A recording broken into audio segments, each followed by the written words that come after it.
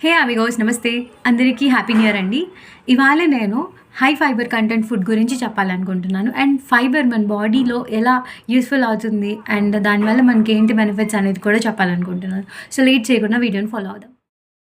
Fibre మన blood sugar లెవెల్స్ని control చేస్తుంది అండ్ దీర్ఘకాలిక వ్యాధులు రాకుండా కంట్రోల్ చేస్తుందన్నమాట. ఫైబర్ అనగానే మనకి బనానానే గుర్తొస్తుంది. అది కాకుండా ఇంకా చాలా ఫైబర్ ఫుడ్స్ ఉన్నాయి. అందులో ఒకటి బార్లీ. ఈ బార్లీలో 100 గ్రామ్స్‌కి 17 గ్రామ్స్ ఫైబర్ మనకి దొరుకుతుంది.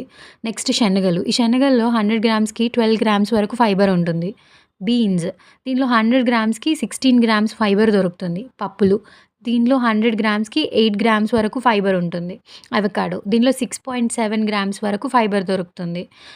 బ్లాక్‌బెర్రీ దీనిలో 100 గ్రామ్స్‌కి 5 గ్రామ్స్ వరకు ఫైబర్ ఉంటుంది. ఓట్స్ కూడా 7.5 గ్రామ్స్ వరకు ఉంటుంది per cup. Please do subscribe my channel. Thank you.